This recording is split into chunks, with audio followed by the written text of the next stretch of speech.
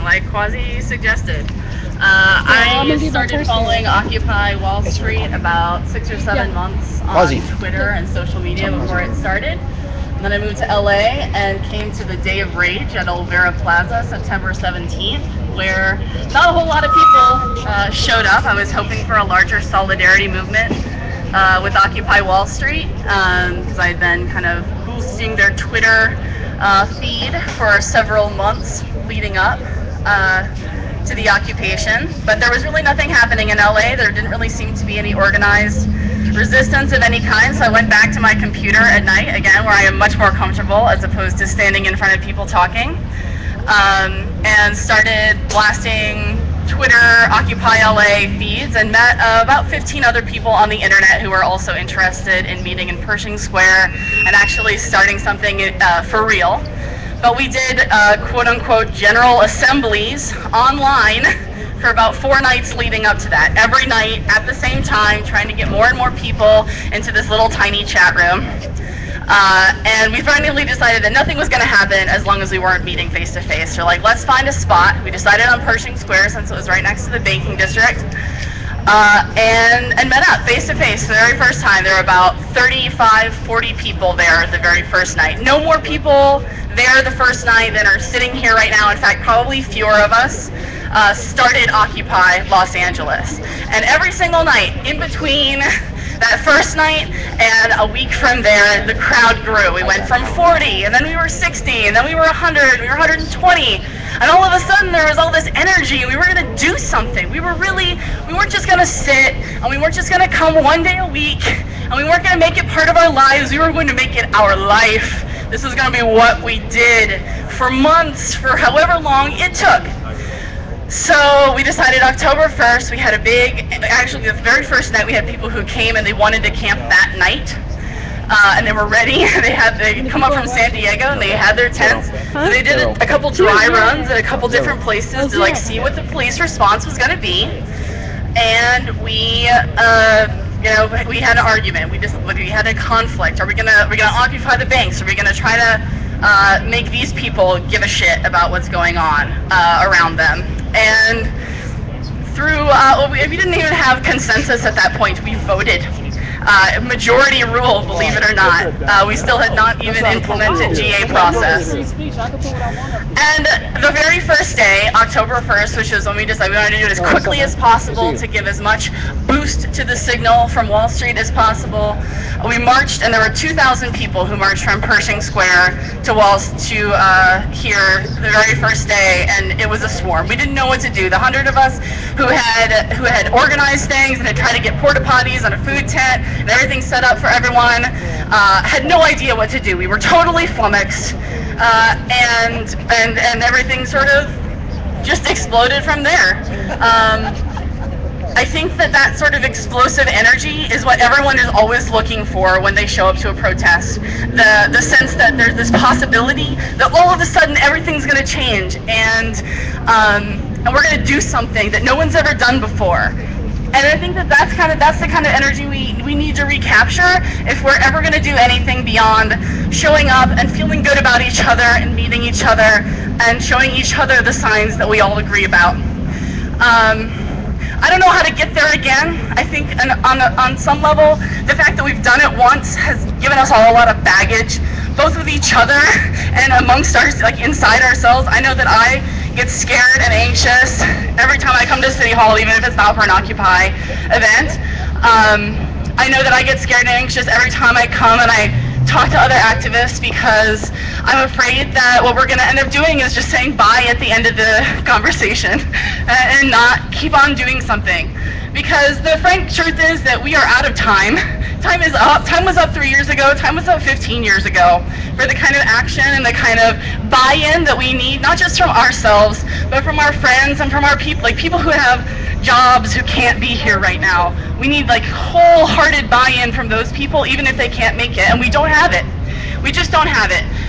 So I've spent the past 3 years talking to every single person that I love and know and trying to get them to buy in at the same level that I'm bought in. And it's not very effective, and it hurts a lot because you have to put your own relationships on the line, and you have to say, if you love me and you love the kind of person that I am and the kind of things that I stand up for, you have to love this thing. You have to love justice, and you have to love the idea that we can't just exploit the things that we've been gifted on the planet like they're, I don't know, like there's so much trash to kick over, and like everything is disposable, because it's not, including this moment, including the opportunity to do something else and not just walk away at the end of the day today. So I encourage everyone to keep passionate, I guess, and talk to your friends and try to get the people who are in the world, who don't feel alienated from the world, to realize that it's an alienating thing and it's a bad thing, and we need to stop it. And we need to grow something different. That's it.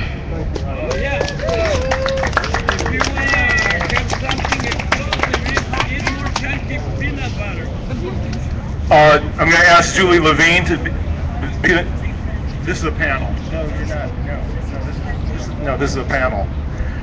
Julie Levine will be the next speaker.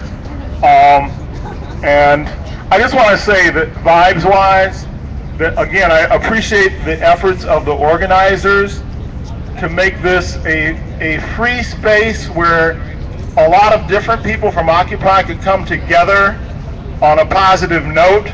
I am not real happy about this sign that was put up behind me.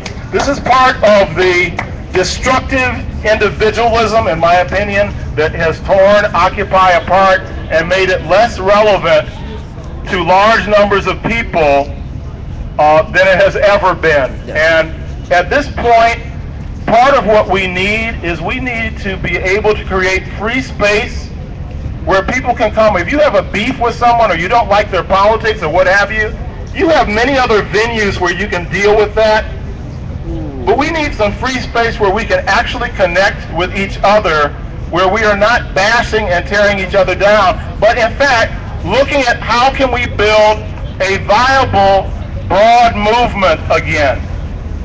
And this is our task. And as long as we get off task in these very personalistic ways, we're going nowhere. We'll never go anywhere, baby.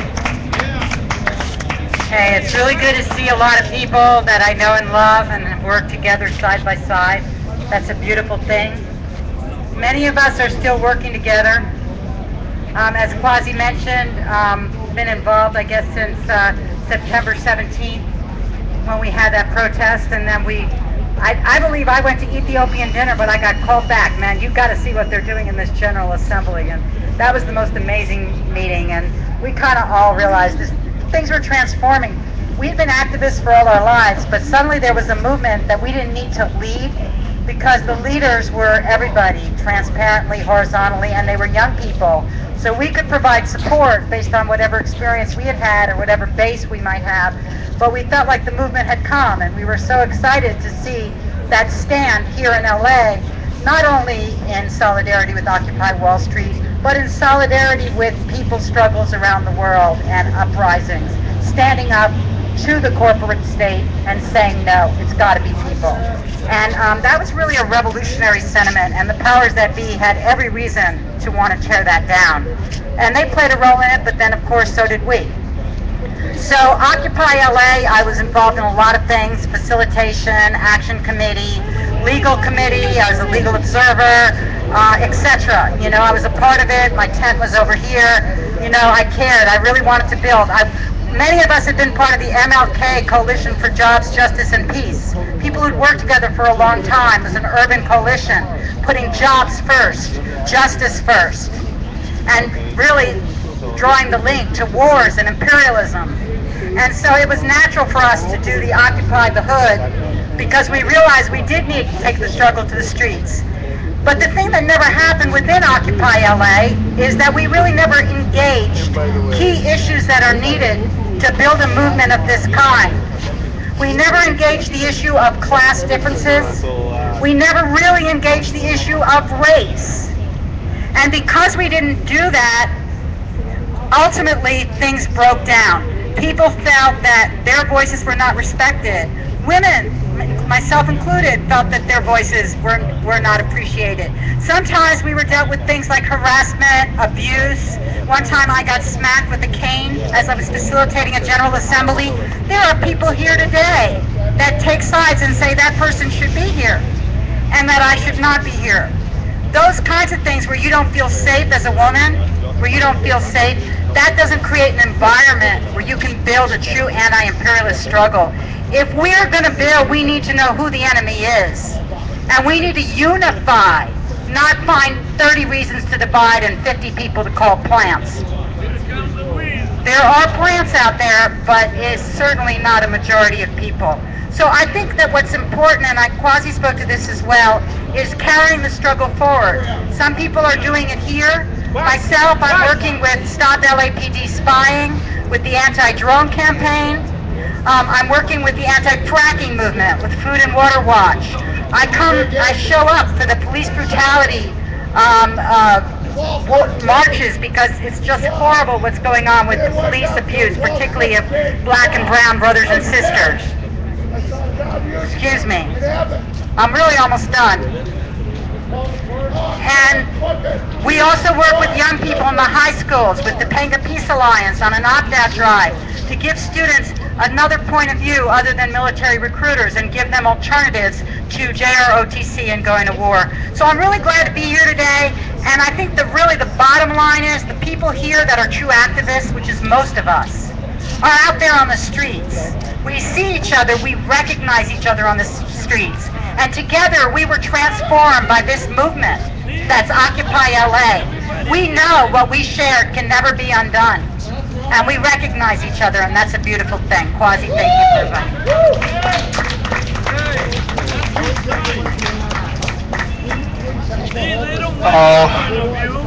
Our next speaker will be Margaret Prescott. I think we're gonna lead with the women on the panel today, but we're not going to do it strictly on that basis. But Margaret, while you're here, I definitely would like to get your input in this discussion. And thank you. We have no leader. All right, thank you, Quasi. Because Sheila Nichols from Kid Village, Occupy, come on up. I'm sharing my time with Sheila Nichols, and as Quasi said, my name is Margaret Prescott. I've been in the trenches working for a very long time, trained in the civil rights, welfare rights, black movement, women's movement, of course, on the East Coast and also here in Southern California. And I just want to tell a quick story of my first visit to Occupy.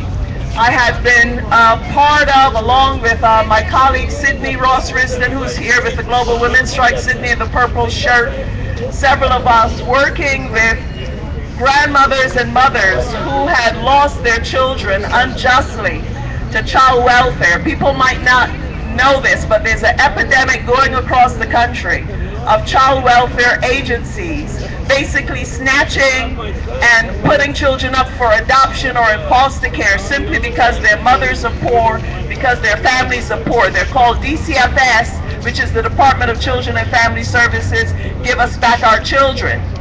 And we generally met once a month.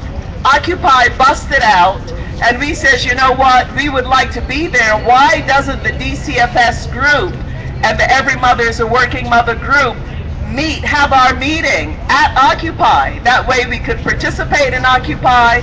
The majority of the group of DCFS Give Us Back Our Children were people of color, women, men of color, Native American and African American. And we actually had our first meeting down there on the lawn somewhere. And after that, there it went. Then we started looking for a home because we thought that it would be great if, as a women's network, including those of us in the Global Women's Strike, which I'm a part of, found a way to participate in Occupy and not have to set aside the day-to-day campaigning that we were doing, because the 99% is here, it is all of us, it is also out there. So we were looking for a way to be able to come down, since some of us were in wage work, some of us had children to take care of, etc. Were not or under threat from the Department of Children and Family Services, who, if they knew people were down here camping out, were under threat of losing their children. So we looked around and we found the Kid Village. And we said, wow, let's check them out and see if they would host us. And Kid Village, Sheila and Deva and the people who were holding it down, we worked it out.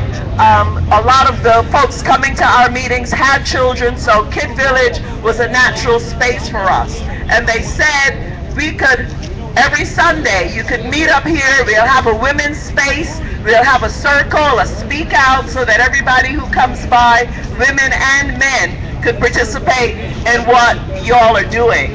There are a few other things I want to say in terms of Occupy, but since I've talked about Kid Village, and Sheila from Kid Village is here, I wanted now to go on and have Sheila say a few words. We have also continued some work together after Occupy, so if I could have a few more minutes after Sheila, that would be great. Thank you, Kid Village, and thank all of you all occupiers. Okay, we need each other. Thanks, Margaret. We stand in the shade. Hi, everybody. It's so nice to see everybody. I'm so grateful to see beautiful faces. I suppose Occupy for me was a deeply profound experience that I will always remember and always hold really deeply in my heart. It was powerful. It was an incredible experience where we really came together in an entirely new way, and it was palpable and delicious and beautiful and forced everybody to really face their own judgments of one another. And anybody that says Occupy failed is utterly delusional. Like, we had this incredible experience together that nobody can ever take away.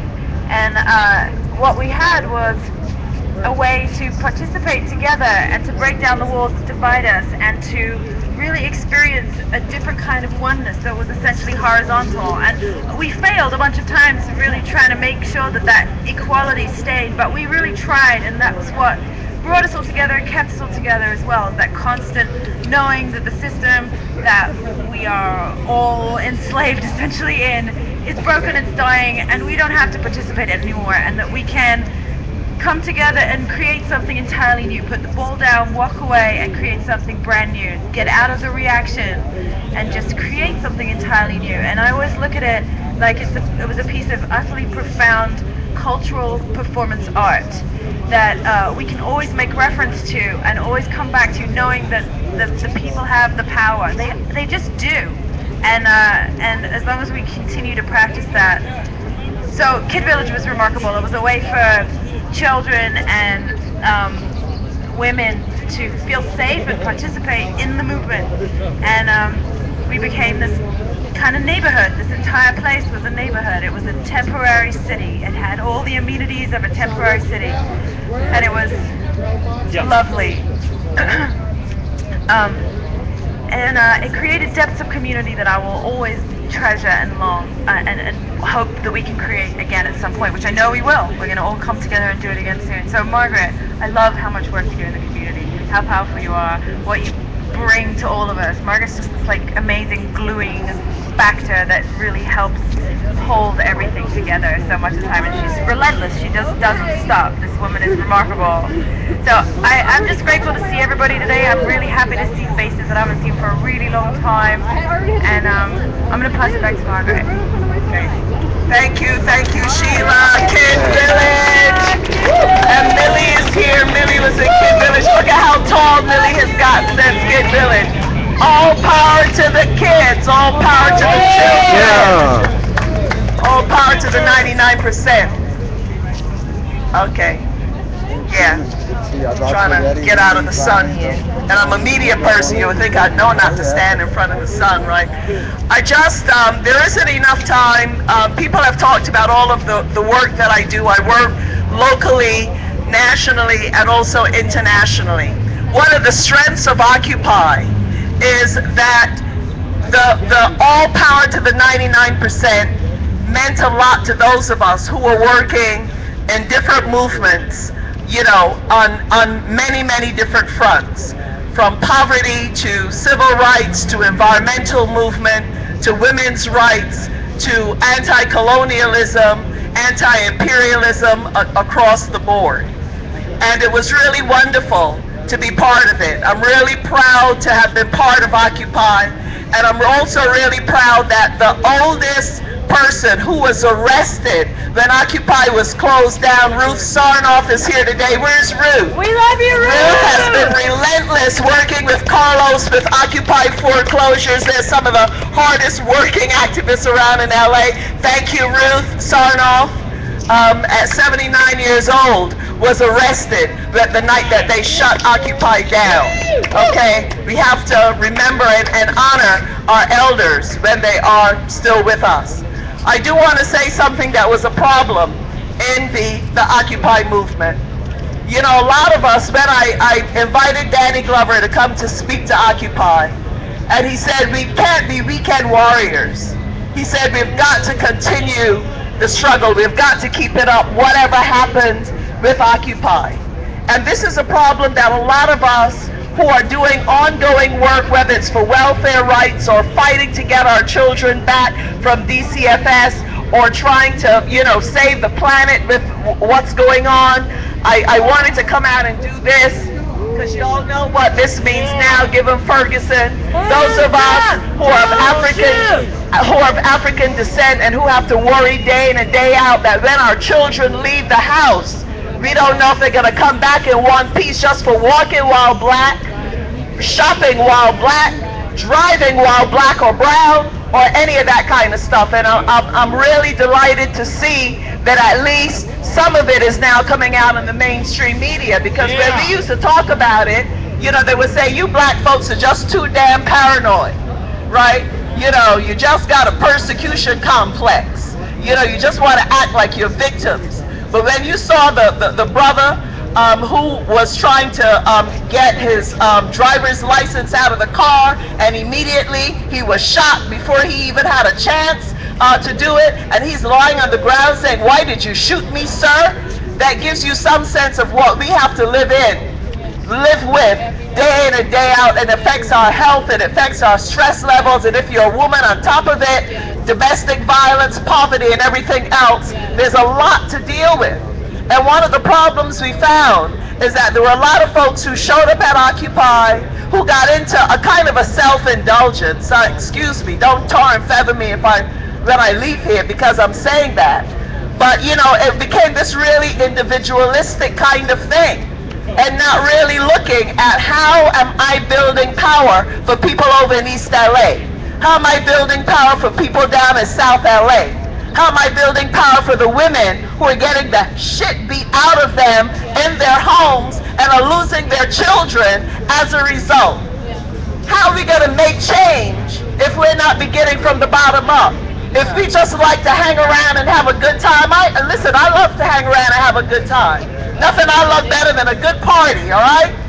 But I also know the strength of the enemy and what we are up against. Yes. And our sisters and brothers in Haiti who have nothing, next to nothing, and who are trying to complete a revolution they started more than 200 years ago and are still at it, okay? And what kind of solidarity are we giving to them? So it's a lot of work. It's a piece of work. It is not just having a good time. It's about getting the flyers done. It's about getting the press releases done. It's about representing. It's about showing up. When we're calling a protest out at Occupy outside Children's Court, and you see black and brown children being traumatized and snatched and being sexually abused, and God knows what the hell they're doing to our children. So we need that level of support. Occupy foreclosures, Quasi, everybody that's out there trying to do something, we really need you. We need your voices. We need your strength. We need your person. We need you to show up. We need you to represent, okay? It's not just about, you know, showing up once and forgetting about it. So that's one of the criticisms that I have. Finally, I got a document out from Occupy London. They have issued and are issuing an incredible newsletter full of practical information, like how to go about shutting down the goddamn streets when you need to do it. Practical stuff that other movements can use, okay? It's not easy for them. I contacted them and they said, you know, it's hard because a lot of us have to work. You know, we're in work slaves for the man is what I call it, to pay the rent, and we're doing this on the side. But they're busting their butt to do some consistent work and get out a publication that is useful not only to Occupy, but to anybody who is trying to fight for justice and who are up against it. And that is the level of commitment that we need. Our lives depend on it. Our planet depends on it. The future of our children depend on it. This is no joke that we're facing. These people are mass murderers. They're killers. There's a genocide going on now in the Congo. Ebola is going on. They don't give a damn if everybody on the continent of Africa dies as long as they get the wealth that's underneath the ground. And what are we going to be doing about it? Sorry to kind of go on a bit of a rant here, but I love Occupy. I love you all, and I love the fact that you all represented and you put your bodies on the line and you are out here for weeks and months. Whatever anybody said, oh, a bunch of white hippies, pot smoking hippies, whatever the hell it was. The fact is that people were out here, they made a commitment, and it helped to change the world. Everybody knows now about the 99%. Everybody knows now about the 1%. How the hell do you think that happened? It happened because of each and every one of us here, along with people in New York and London and everywhere else. So don't ever believe that you can't have an impact, or that you can't win, or you can't change anything. That's how they beat us down. They want us to believe that it is a lie, it is not true, we can do it, keep it up, all power to the 99%. Thank you very much.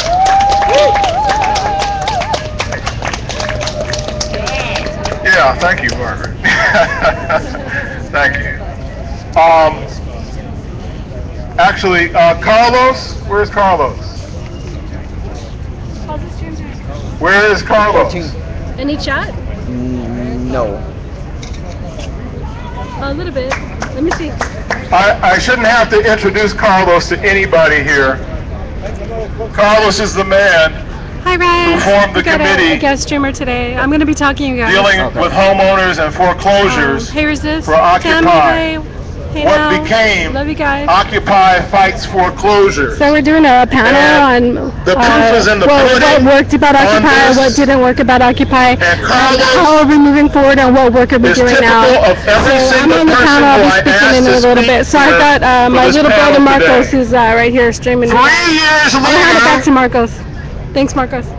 Occupy Fights Foreclosures is still organizing, still fighting foreclosures, still meeting every week, every month, still putting the information out, still supporting the homeowners against the banks, still mobilizing people to keep this issue before the public. So Carlos, for all of us, thank you. Thank you for your commitment and your consistency. And this is what Occupy is about. Thank you. Power to all the people, You know, Occupy Fights Foreclosures is what it is because of you. Because each one of you that have participated, that have gotten involved, that have at one point or another, been out there with us in the protests, or traveled to Sacramento, or gone to banks, or gone to visit a politician. Whatever we have done it because of you. Because people out there supporting us. Homeowners are tired of being taken and their homes being taken away from them, and they begin to understand what has happened to them and begin to be part of the movement, begin to organize. We have people from every background that you can think of. We have helped people, not only Republicans, Democrats, people that are anti-whatever. They've been out there with us. We have helped them, and this is a beautiful thing. This is what Occupy is all about. I remember prior to Occupy, I was doing foreclosure work and no one was paying attention. As a matter of fact, everybody was blaming the homeowners. Prior to Occupy, the whole world was blaming homeowners. Banks were having a field day blaming the homeowners. But Occupy came about. Occupy came on, and we were able to change the conversation. We were able to put the blame where it belonged, back in the banks. So if you tell me what have we done since the Occupy, we have successfully kept the foreclosure crisis on everybody's mind. We have successfully put the blame where it belongs, not only on the banks, but on politicians that support what they're doing. So I am so thankful because Occupy has been we could say the vehicle that we have been able to channel the truth about the foreclosure crisis.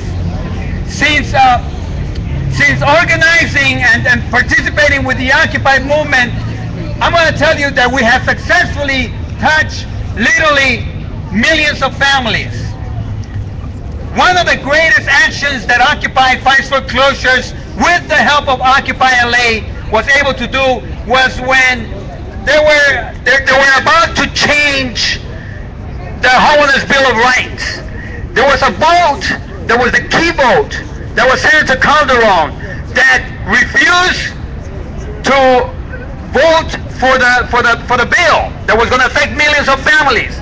Well, we organized and we paid a visit to his office here in Montebello, and we demanded that he voted for the bill.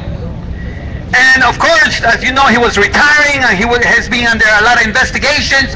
But we told him point blank that if he did not change his vote, that we were going to go in front of his house and we were going to be protesting day in and day out and let the world know that he was the reason why the bill was not going to pass. 2 hours later, I received a call from the President of the Senate here in California telling me to back out, that he had already changed his vote. Yeah. Woo! Yeah.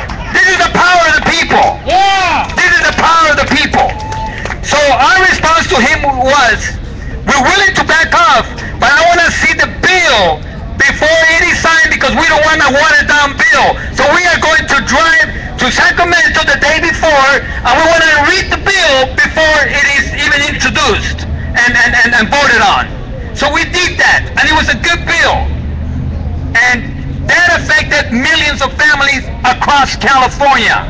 Millions of families. This is what Occupy did. One of the things that they have done, amongst many others. So I want to tell you, let's keep fighting. Let's don't give up. Because if you stay focused, if you focus in what you're passionate about, whatever that may be, education, the prisons, women's rights, whatever it is, if you're passionate about it and you keep fighting, changes will come. Power to all the people.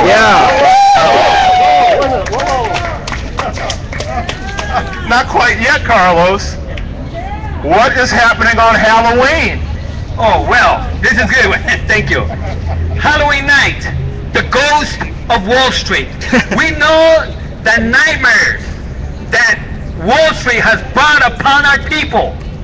It has touched every part of society, whether it be labor, whether it be student debt, prisons, war, the climate. Wall Street controls everything. I think that we have a great opportunity on Halloween night to come out to Hollywood Boulevard. We already have consensus and we already have a solidarity with the people on Wall Street in New York. They're going to have their own event as well on the same day. So we invited you to come out on Halloween night, 7 o'clock. We're going to start a procession down Hollywood Boulevard. There's about 50 to 75,000 people that come to Hollywood Boulevard. So we want you to come with us. Whatever your cause is, if it is anti-war, come on, organize, prepare. Let's form little groups so we could have skits, some theater out there in the streets, so that you can bring your message out.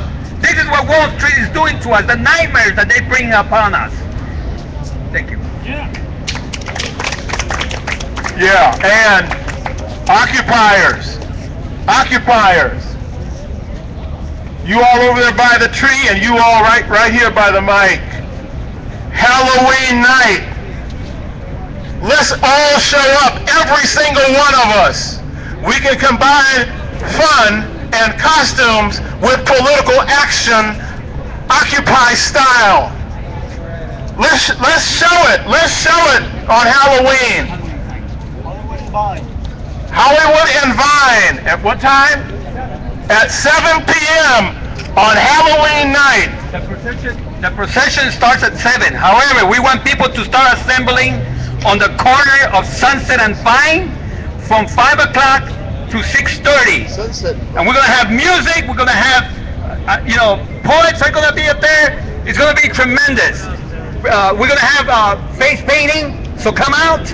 And, if you want to help us organize, we're meeting over at Dana's this Sunday from 2 to 4. Come and help us organize.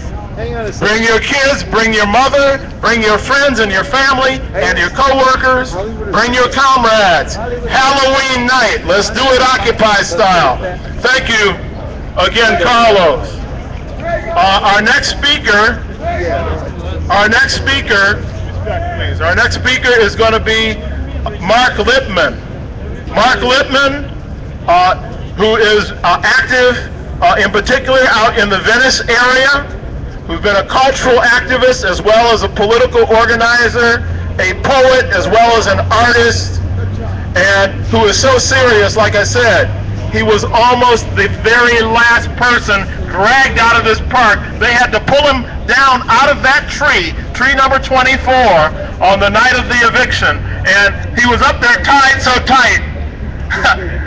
They couldn't get to him right away because he tied himself so well. So Mark Lippman, please come up and share with us your views, your experiences in Occupy, what you think was strong and weak about it, what you're doing now, and what you see us doing in upcoming years. Hey, thank you, Quasi. Alright, I'm going to give a little tough love right to start this off, to answer the question. I'm what I consider a pre-occupier. This means I've been doing this for decades already, but also part of the pre-Occupy meetings that happened the week before leading up to Occupy LA. And some things we got really right on those pre-Occupy meetings. Now, it was said that we were still a majority vote, but those majority votes were close to like 80–90%. So even though we were still on a vote basis, it was still reaching those high consensus numbers. So let's understand that.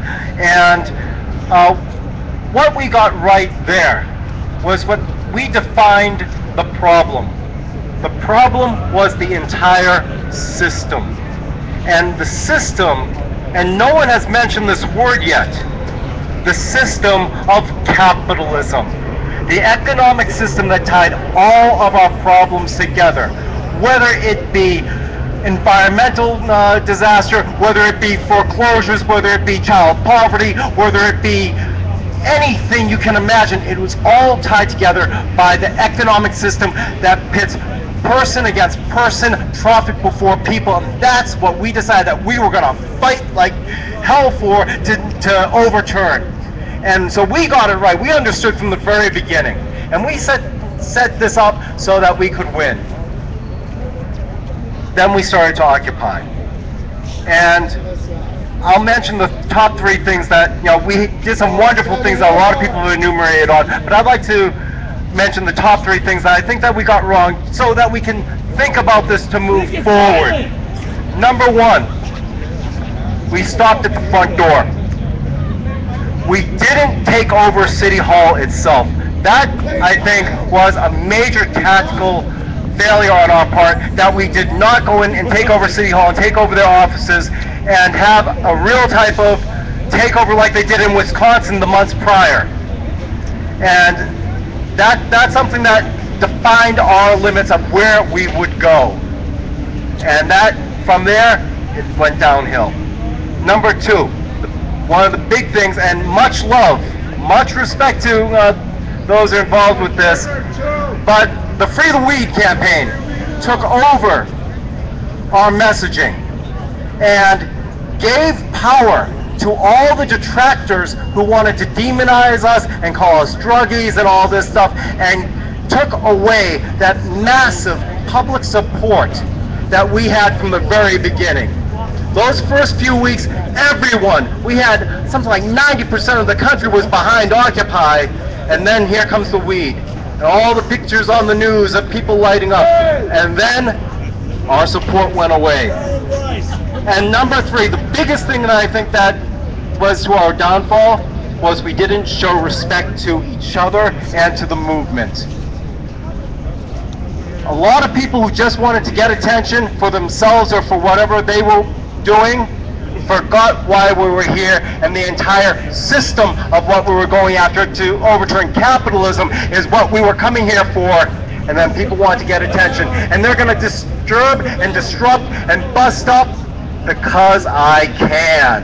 Because I can became more important than the reason why we occupied in the first place. People who put their egos before the movement, and that's what undermined us at the end of the day. Now, let's get into some of the positive things going on. I was invited here as a poet to talk about poetry and culture and how that all ties into the movement. I heard about Occupy Wall Street and what was built in with the pre-meetings at Occupy LA through poetry. On September 23rd, I was at an event for 100,000 Poets for Change. It was their first event, which is also on its third year, just had their third anniversary on the 28th last month. And I was already in the mask and doing political poetry and organizing our group, the Revolutionary Poets Brigade, which actually organized collectively in 2009. Poets have always been ahead of the curve, and I'll speak more about that later.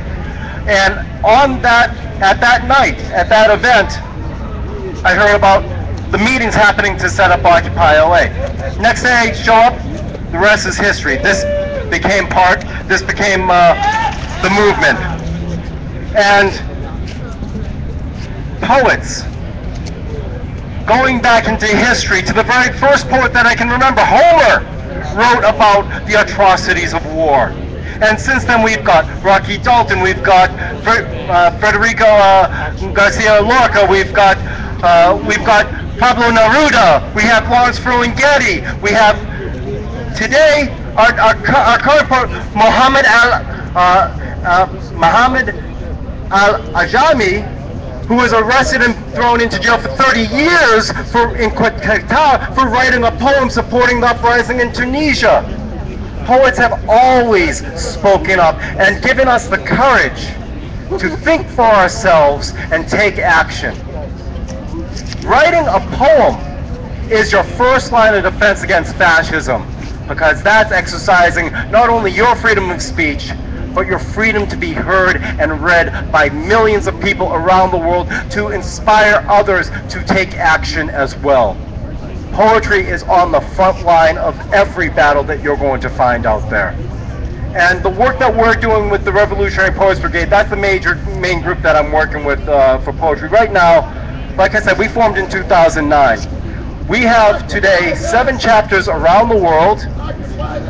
The founding group up in San Francisco, Los Angeles, Albuquerque, Chicago, Burlington, Vermont, Paris, and Rome. We're an international body of poets with other groups of poets, but this is just our group here, representing thousands of people who are writing, using their skills as artists and writers and poets to speak about the issues of social, racial, economic injustice that we're all facing. And what this does is this expands our movement tenfold. You think that our activist circles are large? Well, our poet circles are even bigger. Our poet circles are 3-4 times as big as our activist networks. And what we're doing right now, my personal 2-year plan on building a new economy for all of us, building a people's economy. My 2-year plan in this larger plan is to connect our poet and artist and cultural communities with our activist communities, to bridge those gaps so that we can actively work together. And just speaking about this larger plan, right now I'm part of another group called National People's Action, and many of you might have heard it, maybe you haven't. National People's Action, npa-us.org. And, oh, that's nice, thank you. And what we've done, this is a group that's been in existence all over 40 years already. And what we've done is we've come up with a 40-year plan to take over our economy for the people. And we're putting this together in communities around the country right now. And my part of this,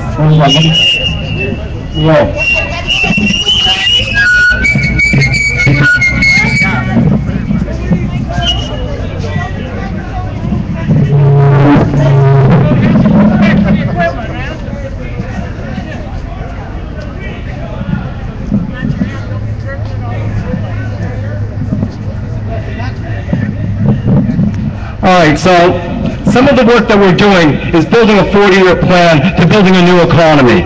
And as poets, we're tying into this, connecting our communities, tying our artists to this larger movement.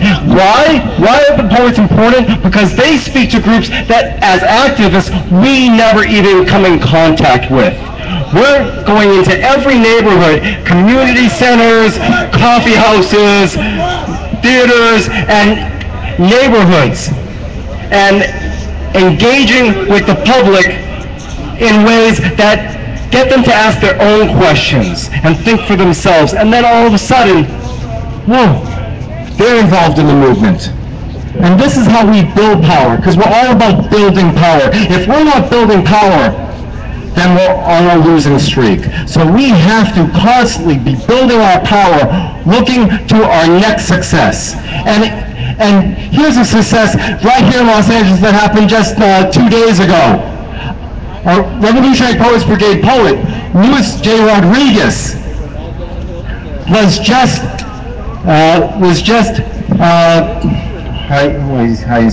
sworn in as the new poet laureate of Los Angeles. Now, people are turning their backs and whatever.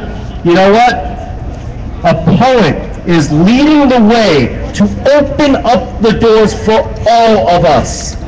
Because an office like this is something that you make. What you decide it's going to be is what it's going to be. And our poet laureate now has just said he's going to take the issues with his office connected to the city and the power that he has being in an official office now in the city. He's going to take his office and expand our movement, bringing poets out into the communities to be able to engage about what is going on. And this is happening right now. This is a huge victory that we should all be celebrating, because now we've got someone with the ear of the mayor on our side who's opening up the doors for us.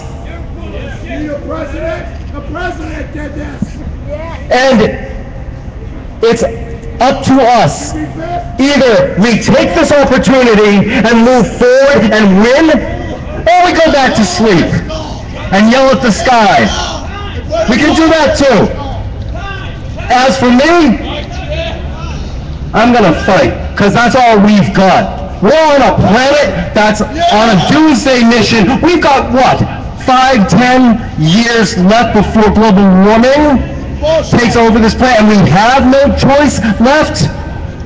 These are the days that we must fight, and we must take it to the streets, and we must use our voices. That is what's going to make the difference. You and me and all of us. But we have to stay focused and clear and know why and how we're going to get there. Thank you. Thanks, Mark.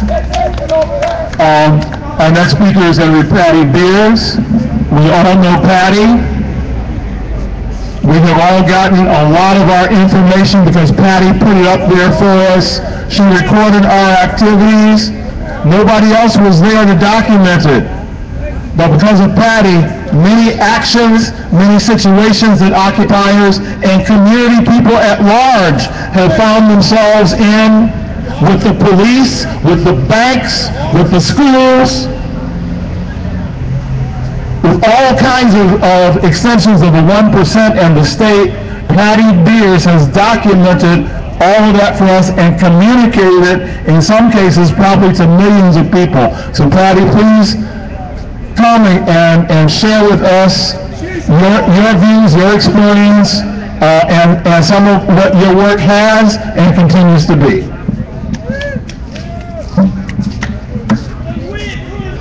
Hey now. It's a little weird to be in front of the camera. I love you too, Mama! I think it was about May before, what was it, 2011?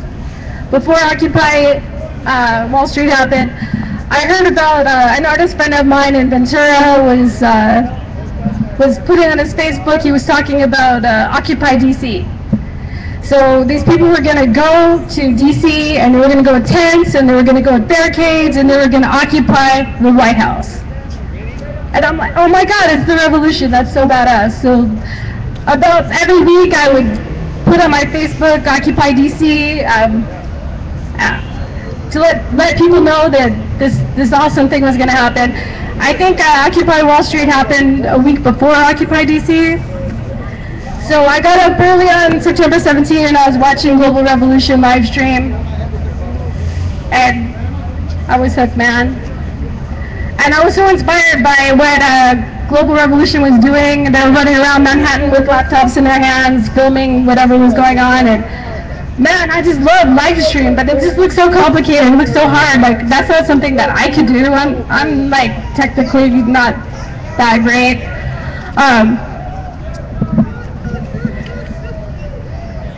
So I was watching every day. I was watching the GAs and the people speaking, and I was really, whenever they talked about social media and how we are the ones who have to be the media and how it's our responsibility because mainstream media was pretending that it wasn't even happening.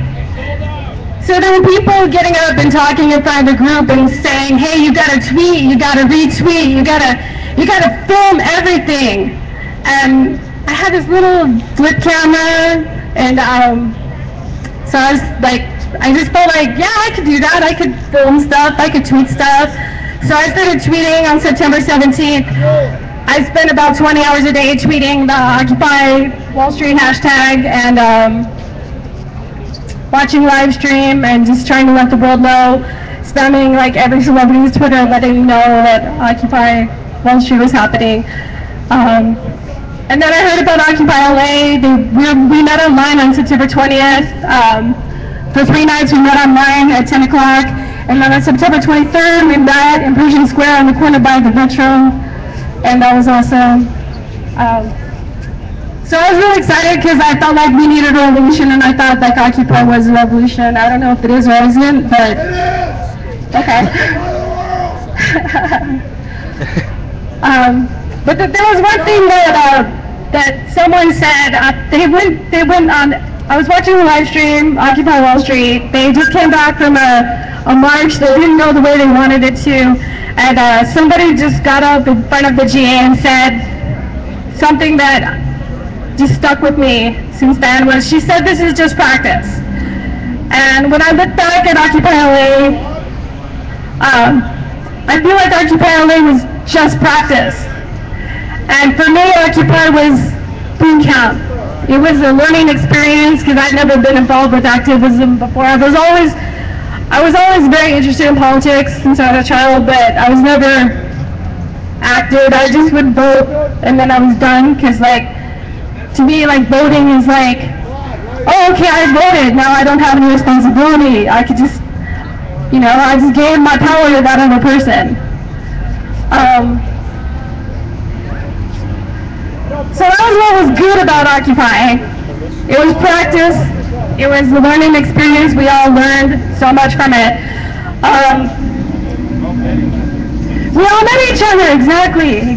Look at all these beautiful people that I wouldn't know if it wasn't for Occupy. But I quit Occupy a year ago, in October. So there was a lot of lessons, a lot of negative lessons that we learned. One of those lessons is it's okay to have a different opinion. There's people here I don't agree with. There's people here who belong to different political parties. And we agree on like what's fucked up and bullshit, but we don't agree on how to solve it. But that's okay. We don't have to agree because we're in the same fight, and we're in the same struggle, and we agree, on what is wrong. And I think there's a lot of paths to revolution, and my way isn't the only way. There's a lot of ways. So we don't, even there's people like the whole like left wing, right wing, like hate. Like we all agree on a lot. And when I went to cover the Bundy Ranch story. Now there's a lot of like fucked up shit about the people at Bundy Ranch, and I'm not going to deny that. There are a lot of negative things about those people, but there's also a lot about them that we have a lot in common with, and they're pissed off about a lot of the same things. They're pissed off that the government isn't what they thought it was supposed to be. They're pissed off that the NSA is spying on us. They're pissed off. I don't remember the whole long list, but there's so many things that we all agree on. Yeah, Patriot Act, there we go. But that divisiveness, that like I have to hate you because you have a different opinion. Like somebody on Twitter said like that my friend should be pepper sprayed because she supports burning a flag. Because she sees that flag as a symbol of oppression, which should be burned. That's her opinion. I'm not gonna like wish somebody violence because they don't agree with me. And I think that's a lot of the big problem that we had in Occupy, is that, when I first came, I had a different political perspective than I do now. And people would call me names like they're bad. They would call me like liberal or progressive.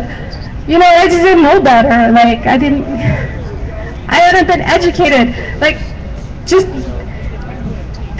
and I heard some criticism today of some new activists, they're misogynist. And I'm like, they're new. They're not educated. We don't need to criticize them, we need to teach them. So, what else is fucked up? what else? I don't know, I have a lot of criticism of Occupy LA. I went October last year, I went to Arizona with the Not One More convention, and I spent like 3 days in workshops with people fighting against deportations. And I saw those people in the solidarity that they had, and when they disagreed, there was some very strong diversity of tactics, disagreements. But when they had those meetings, should we shut down the airport or not? What are the pros and cons of shutting down the airport? There's a lot of people who didn't want to piss people off and make them mad at them because they wanted their support. And there's a lot of people who are saying, no, we need to disrupt. We need to disrupt the everyday. We need to stop. I'm blanking out on the words, but that's that perspective. Throw yourself on the gears of the machine. And so they didn't agree. They're never going to agree, but they had respectful dialogue because they all had the same goal, because they all had their family members that they wanted to keep together.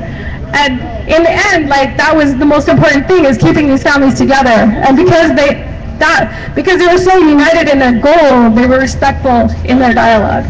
So I think that's one thing that Occupy, that's the one lesson from Occupy that I got.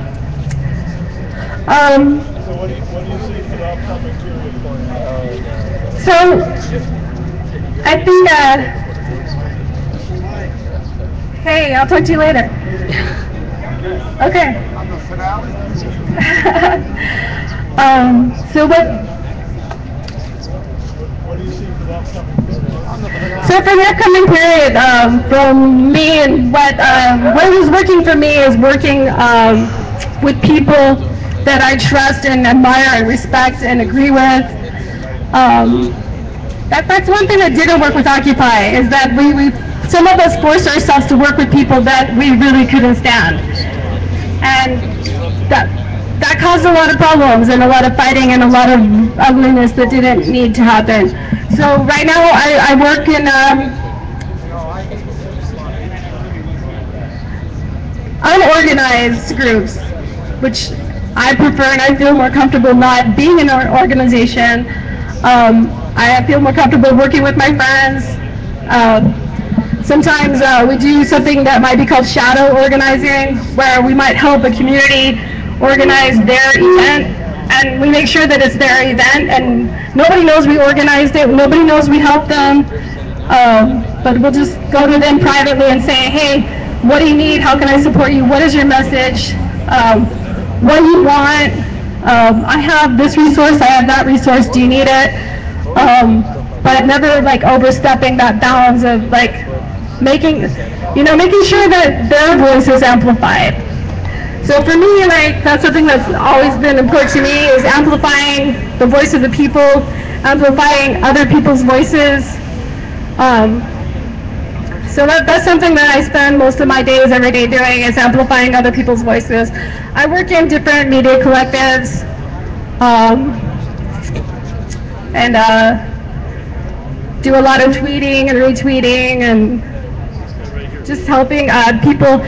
One of the groups I work with, one of their goals is to find the people tweeting where the action is happening. So if it's in Syria or the Ukraine or Ferguson, they find the people on the ground tweeting, and they make lists of those people, and they retweet those tweets. And then obviously I do a lot of live streaming. I went to Marietta, did some live streaming there. I went to even Bunny Ranch, even though I don't agree with everything that was happening there. There's a lot of things that we do agree with. So I do see myself, there's a lot of activist journalists who see themselves as an activist first and then a journalist. I see myself as a journalist first and then an activist, because truth to me is like something that's really, really important. So even though I don't support like most of the people at Bundy Ranch, I support the truth. And when I went there, I found out that a lot of what you were hearing about it was lies. Even from the left-wing independent media, there was a lot of lies that were being said. And so I got to see like all the propaganda and the spin, and how like they'll just make shit up because it's their narrative. So that was important. It's important to tell the truth even about people you don't agree with, because how can you know you don't agree with them if you don't know what their truth is? So it's good to let people speak from their perspective and not speak for them. Anything else? Thank you, Patty.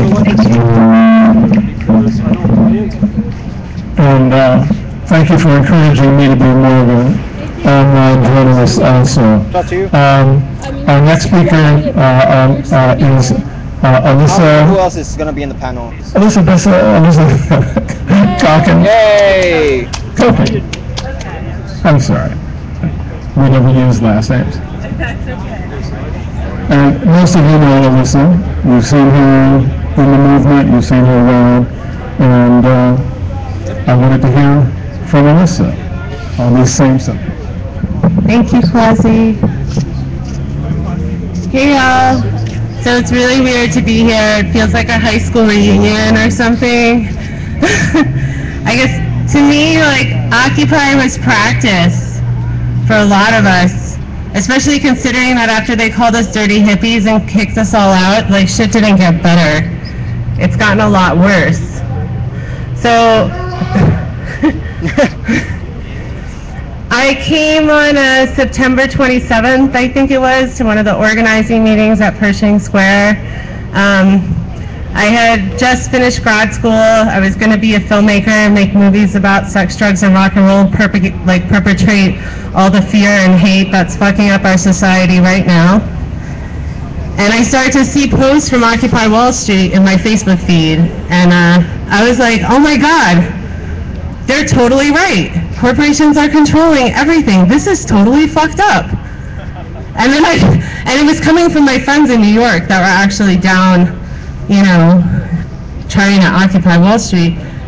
And then I saw it comes to LA, and it was that invitation to the September 27th meeting, which is the one that I showed up for. And a few days later, it was like, you know, I showed up to, I'd never organized, well, I organized one little thing in college against the food, but like that was never like my idea. I organized like events for corporations so that they could like party and drink and talk about their crap. And so I was like, is anyone gonna show up for this thing? And there was thousands of people there. I was like, holy shit, like we're not the only ones. You know, and we came and we put our tents here, and I had a tent on the South Lawn over there, and I was on the demands committee. And I was like, this isn't going anywhere. And I was like, why are we organizing so many things around labor? So I started going to the actions meetings, and the next thing I know, I was eventually started doing community organizing. And that became more important than the things that I thought was important when I finished school. And that's still more important than the things I thought were important back then, as things have gotten worse. It is harder to care and be an activist or a human being and be on the ground and watch the shit that's going on right now. I just got back from Ferguson, as some people might know, and I went in there as media, and it was fucking horrible. There's little kids running around with their hands up, and they know what the fuck that means. So, and when we came here, we were just, we would have these debates about like reform or no reform, and now it's like life or death, and it's every day. So I think if we want to talk about the things that worked, I think the things that worked was us showing up and just trying. I think that's what worked, is that you have to show up and you have to be there, and it gets hard. And then along the road, I think the thing that I learned is you got to take care of yourself. You always hear people say self-care, self-care, like in the background. Because if you're not taking care of yourself when you go out there and shit is fucked up and cops are pepper spraying you, or people are getting harmed, or you're in a community that's under so much duress, you're not going to know what to do, and you're not going to be able to be there for them. So that's super important, is that we understand that taking care of ourselves is a revolutionary act. It's an act of self-preservation. It means we'll be out there longer. And the things that didn't work, I mean, it just was like a baby thing. It's hard to decolonize your mind and yourself and your actions. Every day you're going to fight against it. Every day you're going to make mistakes. Every day you're going to do good things. But I think if I hadn't actually shown up and listened to that flyer, like, I wouldn't have changed my values at all, fundamentally. And you have to be the things that you're representing, because then there's going to be more people that are going to actually represent their values in their everyday actions. Which means yes, it is more important to go fight for our freedoms than to make fucking movies. 100%. So, I mean, that's what I have to say about that. It's so nice to see all your faces. We're still here. The movement is still happening, and it's not necessarily Occupy, and who gives a shit? It doesn't matter. We have to fight to be free no matter what the fuck we call it, and people are rising up, and God bless the fucking youth right now. Yeah. God bless the youth right now. That was the thing. I love you, Magda. So, yeah. Support everybody that rises, and however they do it, always support diversity of tactics, and I fucking love you all. So. And our last panelist is Donna Pirana from San Diego. That's your radio. Thank you. Thank you so much. Thank you. Okay. Hi, everybody, and happy anniversary to Occupy LA. I'm glad I get to go last because I got to hear what everyone else has to say. And most people covered many, many good things, especially Margaret. She's got right there in that vibration. Okay, so first of all, we were called dirty, smelly, unemployed hippies, and everyone yelled, get a job. Now, why is it when they did this that we didn't remember? They did this in the 60s. Okay, so they got nothing, really. I mean, they came at us with the same kind of attack, and there we were in Occupy, all excited, with the same tactics from the 60s. So I went to New Buffalo, New Mexico, to talk to some of the original people from the 60s movement, the people that built New Buffalo, where they filmed Easy Rider and all the hippies are there still. They're old and wise, and you know what they kept telling me? We tried. we partied too much. We didn't know what was coming at us. And so that's the first thing I would say about what happened with Occupy, is we had all this energy and all these ideas, and then people had no idea that they were waiting 50 years for the next popular movement. Like, we're not going to get completely steamrolled. And it was kind of shocking to people. I was ready, but then there was just so much, and people turned against each other. So keep in mind, what have they always used against us? Divide and conquer. Divide and conquer. Even here at Occupy LA right now, some people are divided. Now here's some good news. It's very easy to unite because it's a personal choice that each person makes to unite. I'm going to unite in solidarity right now with the 99% and everyone fighting for social and economic justice. I might not like the people. I might not agree with the people, but right now, we've got more important things to do than deal with people's egos. This is not about anyone's personal agenda, except for one actually comes to mind. 1992, Rio de Janeiro summit by the UN. Remember the little publication that came out in 1993 called Agenda 21 that basically outlined a plan that the global elites developed that demanded a 90% depopulation of the planet in order to have global sustainability. Newsflash! That plan is currently ongoing. We are, in no uncertain terms, being slowly exterminated. So if people can kind of remember this as they're trying to unite, okay? As you're trying to unite with people and with people you don't like or who are different from you, remember that the very fate of our planet right now depends on us putting our egos in our back pockets and working together in solidarity and united. Even with Mike. I know Mike from Occupy Walk USA, by the way. He was on the walk for a while.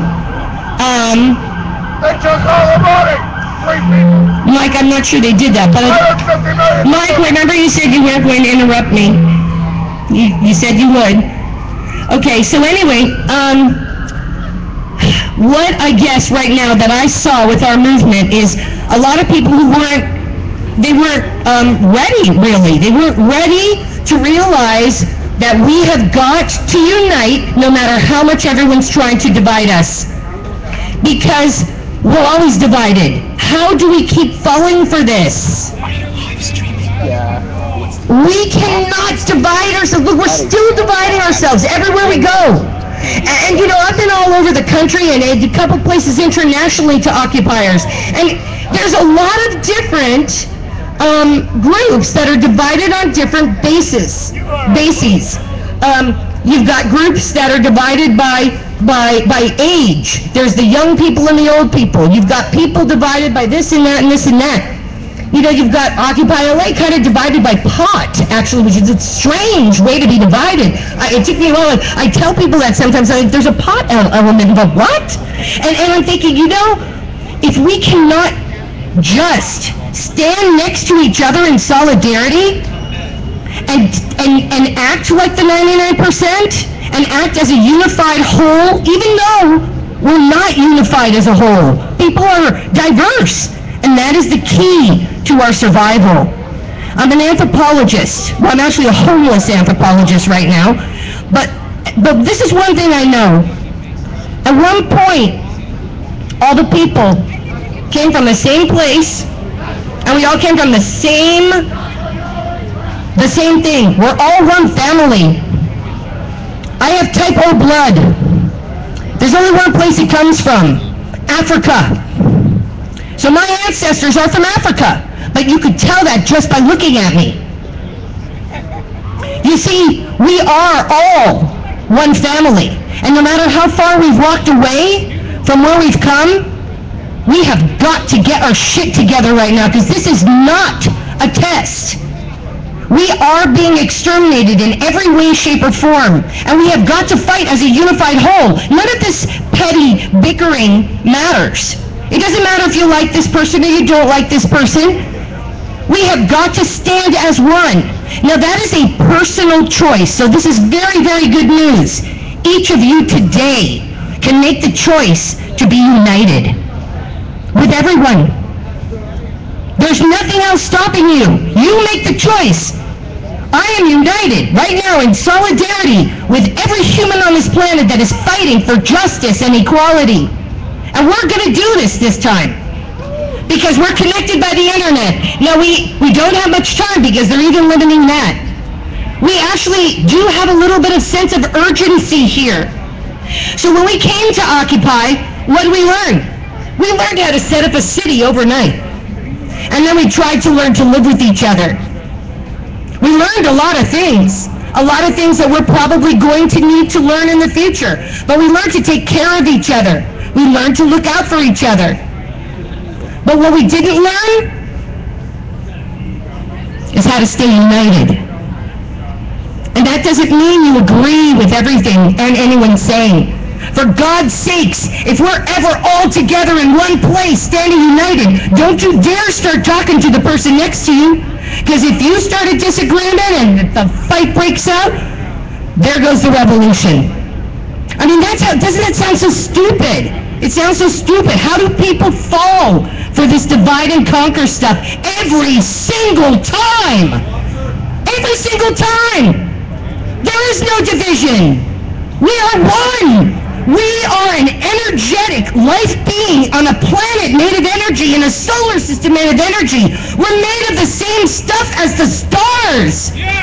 Now, we came to Occupy to shine, and that's the way they attacked us. That's the first way. They looked at our light and our enthusiasm and our determination to make a difference, and they just took that shine and tried to take it out of us. But 3 years later, we're still here, pretty beat up, I'd say, some of us. Sorry, I'm mainly speaking for myself. But the point is, we've got to remember to be the change. Be the change. People will always try to take you down. We don't know for what reasons. We know a little bit because we're activists. We're going to have a lot of people against us.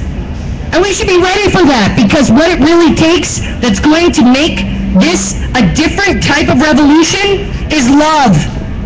Because really, we're dealing with a small percentage of people who have taken control of all the resources and the money. They're quite possibly partially psychopathic. That means they might be biologically incapable of empathy and compassion. Now, this is a key thing we have to know. That there is a whole group of people that are biologically incapable of empathy and compassion. We will never reach out to them and get them to feel compassion for us.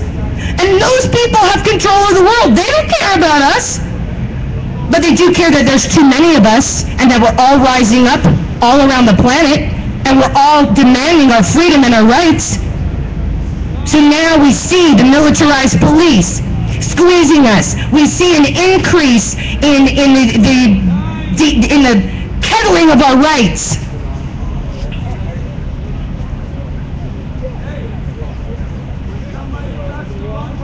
We see silencing of our voices. And you know what? There's just no time to be silent anymore. Okay? I'm not going to be silent. I'm not going to be. I resist. I refuse to be silent. Because we were for too long. So what I think we can learn from Occupy is that we're still occupying. Because Occupy, I thought, meant we weren't leaving until we got the job done. Okay? I came to Occupy. I'm a 55-year-old menopausal woman, and I'm still here. Okay? So, let's finish what we started. Let's stay united, and remember, this is a love revolution, and people will try to bring you down, but shine your light, and be inspired, and keep going. Keep going. Yeah. Thank you. Thank you, Donna. And I'm told that Donna has been involved in trying to maintain networking nationally among Occupy activists. And Donna, thank you very much for that special effort. Ruth, you're not actually scheduled as a panel member, but I'd like to get a few words from you because you know Margaret was absolutely right. You were our senior most activist who got busted on the night that Occupy was shut down. You have been tremendously active both in Occupy when it was at its height, and you continue to be tremendously active in some of the key work that came out of Occupy over the past 3 years. So I'd like to get a few words from you right now, and then we're going to hand the mic back over to Sergey and to Melissa Baylor. So just a few words from you. I think she's just the last one, and Sign off. but yeah, you wanna. Yeah. Thank you, Ruth. It was good to see you again. I'm probably gonna shut this down real fast. Alright, I'm gonna go in the shade. I think I'm happy being on the program here at the end. It was easy to see some of the things that I think didn't get as much attention as I hoped they would get. We were talking about unity, and I think there's a great unifier right now because it's neither left nor right nor center or black or white or anything. It's climate change. And I think climate change, because it just is and it's happening, is a very important thing to remind public officials, to remind each other, to remind in our discussions in our neighborhoods. I think it's a lot more acceptable than it was even 3 months or 6 months ago. And I wanted to bring your attention to some websites that I think are carrying some very avant-garde material right now. One is called Bioneers, BIONEERS, Bioneers.org. Another is linktv.org. It has hundreds of documentaries on what's going on the ground all over the world. And to the extent that we can globalize and ask those who aren't making decisions anywhere to ask themselves, is it enough to figure out how we feed America or how we keep clean water for our own people or what we do about the air? Or is it something that we need to share with the world? There's a lot of innovation going on. It needs to go global. Some of it's very low tech, but it's highly effective. And some of these documentaries are part of that. Also, another important place to get a lot of information is Al Jazeera, who has a lot of, and these are now available. Hey, this is mine. What is this? This is get it on your computer, even if you don't have DirecTV. And we should see Mother Effer is going to be performing in a little while. Some feedback to the various media about what Mr. Officer. is important. I'm going to let them hear it, make sure they can hear it loud and clear. That helps to develop Get some more footage so they can expect another video coming very soon. Hey, come over and shine a light on that. Shine a light on that. Shine a light on something else. We didn't know Ferguson was with you. One of the things that we have to have down right now. I heard it was going down. Activities. Solidarity. Hey now, PM Beers bringing it to you live. And you want to come up with me when I start the open mic, or you want to wait and I'll call you up? To make the point, and I'll just come to you so we don't get Did I get that left? I think I barely missed your face because it's not on your face. It's not. There you go. Oh my God, it blessed my car on the way here. I love that too. That get blessed. That's so cool. Thank you. Hi. I'm so glad to see you. Are you live streaming? I'm live streaming, Oh yeah. my God, I never... have mine, but I have my battery, but I don't know, I haven't logged into my live streaming account in a long time. But you've been pretty active. I've never stopped, yeah. But I'm in your live stream. Awesome. Oh, hi. You guys watching the stream, you guys remember Freedom LA? She's an awesome live streamer. I think everybody watching the stream like really loved your stress. I watched you stream in Chicago. You were fucking rocking it. You were so badass in Chicago. I will never forget.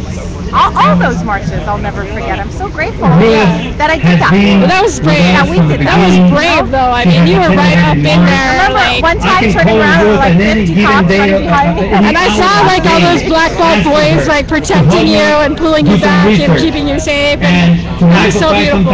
Yeah, and I'm so grateful that I did that. I have thoughts about doing like a little splicing together a little documentary of some of the that would be quite a task because I have so many hours to do.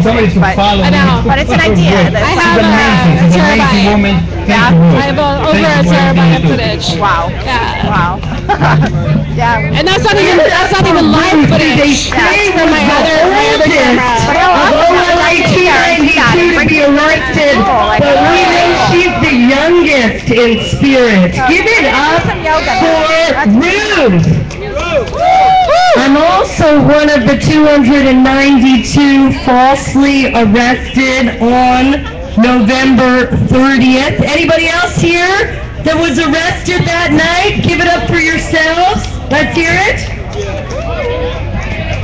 And now let's really hear it and give it up for the panelists who came so far to tell us about building a sustainable movement. Quasi, Julie, Margaret, Donna, I can't even name everybody. Carlos, I mean, we had a tremendous panel. You can catch it if you missed it, thanks to PM Beers on live stream. So give it up for yourselves. And we're going to do an open mic, but we want to catch everybody up on where we're at in the course of the day. What? Can we get a hemp hooray? Oh, Dr. Princess. But with Occupy Richard Eastman and Friends speaks at 4:20, ladies and gentlemen, but he wants to let you know that STP stands for Feed the People. And that's lunch, everybody. Free lunch because people deserve clean water, clean air. Hey, Mama Sunshine! Hey now! So Richard Eastman, can we hear a hemp hooray? This is where I got the hey now from Mama Sunshine. Richard Eastman, right on Richard Eastman, paging out Dr. there? Broombaum. Give a wave over there, Pirate. Send over some ice cold IPA, that would be awesome. What's IPA? Good beer. Wave your hand, Richard, where lunch is being served. That would be so cool. Hemp, hemp.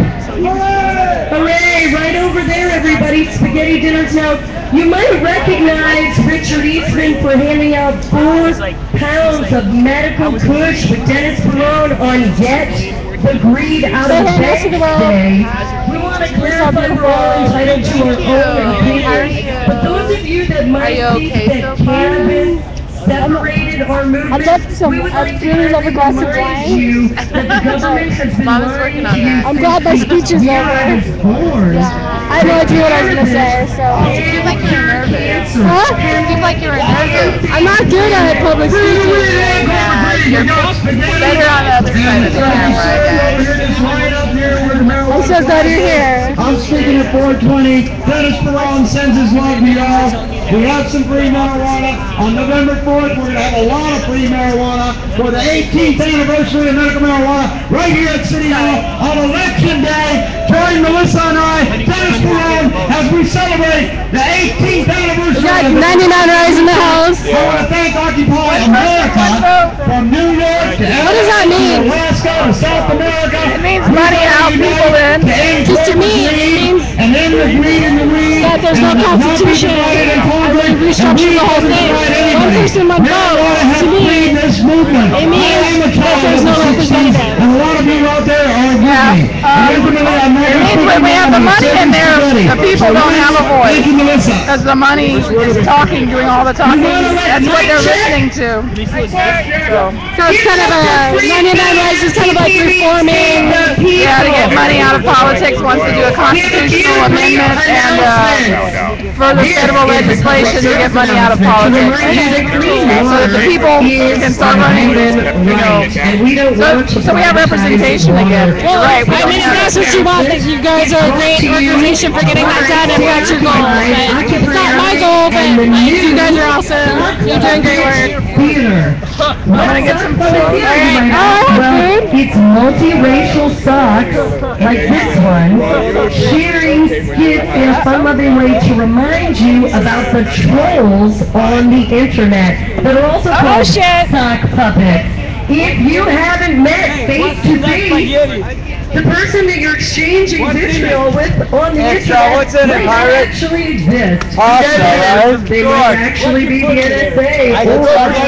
There's no me. There's no me. But this public service announcement is to remind you. What's that right there? Those are rolling papers. Oh, nice. And don't talk to the sock puppets if they're strange sock puppets. So, Life is so stay tuned for strange Sock when you Puppets don't here, know. and we welcome your ideas. We all know that all of us at Occupy LA have had interactions with sock puppets. We have some funny stories to share. Now, you're next, so Hey, good to I'm see going to you. call you for 1 minute. So we want to acknowledge Alright. that the Stop I'm hungry, I can eat that. Dying I should have brought some food with me. I can eat my food. So stay tuned, and we have a few messages. What was in the jar? We have a few special messages for them. FTP stands for Feed the People. Hippie. Dog Posse doesn't usually have it. Oh yeah, it usually does. It does? Really? Because it has wheat, that's all, isn't it? 1, 2, 3. Fuck the police! And we mean that in an awesome, loving way. We mean it in a fornicating under consent of the king sort of way, because here in California, we know that queens are as important as the kings, and we don't need no consent. Hey, let's go check out Seabold Rapper over here. We got a permit. Now, we know that you don't need a permit to exercise your free speech. Our free speech zone is right here in this little postage stamp square, but we all know that this entire great state of California is a free speech zone, and so Mike They were Check, making it seem like you were hostile. we the people, But when I watched it, what I really got was like, well, this guy's really coming from the heart. This is really close to home. do not yield And he didn't need anybody to tell him it was all right to do that. He just did it. Is that what happened? to the Yeah, that's agency exactly what happened. I didn't need no one to come tell me that anything. serve I'm a us. musician. I do music, so That that's includes what I'm LA going to do, City you know. Council. I sit around and do music all day. So, you know, if that's what's going on, when I go down, it's just like that's my way of, you know, That venting. includes So that I vent all through of the music. LAPD. There's a lot of people who are always going to try to All of the benefit LA Sheriff's personally from Department. movements, you know, and really, you know, take advantage of the And situation. especially That doesn't seem like who you, you are. It seems like Chief maybe you found, like, maybe you just found out who you are. Yeah. But I to found out what help was my say it meaning, in what's the my purpose. most You know, we all have a effective purpose, way, and you know that's my purpose. And I have every reason to use it, so I do. I'd like you Start to all use to it through my help music. me. And, you know, I have, of course, music showing that I'm outraged about the situation, but I also have music, you know, that's reaching out, trying to teach people something. You know, it's about time that we learn because, you know, as people, we're falling off of, you know, of the human, of being human. You know, we're so focused on being whatever we want to be mentally in our head. We think we want to be. We don't know. You're a human. Be a human. You know, you have rights. Don't let these guys oppress you and do all that. As long as It's not right. It's not right. our young There's a lot of people people here from a bunch of are different being shot down in the streets. different points in the larger arc of the So I movement. ask you to join Quasi's me. here, right? He was really active in the civil rights movement for a long As we time, welcome and some other people you met, Margaret Prescott, right? Steve-O the rapper. These people have been doing this forever. Do you feel And I like ask you to join this me. thing that happened here 3 years ago with Occupy With and around the hands world, up. do you think that had any effect on To you let LAPD doing what know you're doing? Is it unrelated? what we all know. Man, at the What end of the they know day, in Ferguson. it's not right. And It's what more than they've just what it been has to do knowing. with Ezel Ford. It's For more than 12 just what to years. do with me being related to him or Of anything. The simple fact unconstitutional of it is policies. that people is human. You can't just kill a Aimed at human peaceful and get to be protesters. rewarded for it. You know, like even And that if he was is- wrong, you killed the man. When You should hands feel are bad. You up. should feel bad. You know, unless that's what you want. It's like, Shoot. and then when they make it like. Once the police officer kills a man, if he don't get found guilty of it, he gets a higher ranking. What's a cop's name who killed Ezel? Charlton K. Wampler and Antonio Villegas. Those are the two officers. They both shot him. What's your name? Where are you from? I'm Sibo the rapper. You know, I come from LA. I come from the same neighborhood Ezel Ford was raised in. You know, that's my cousin. You know, we grew up together. That's why I know he wouldn't do the things that they're trying to say he's done. And that's why we need to get justice for it. When do we want it? When do we want it? You inspired me. Thanks so much for your When do we Can I want get it? an email or contact When do we want it? When do we want it?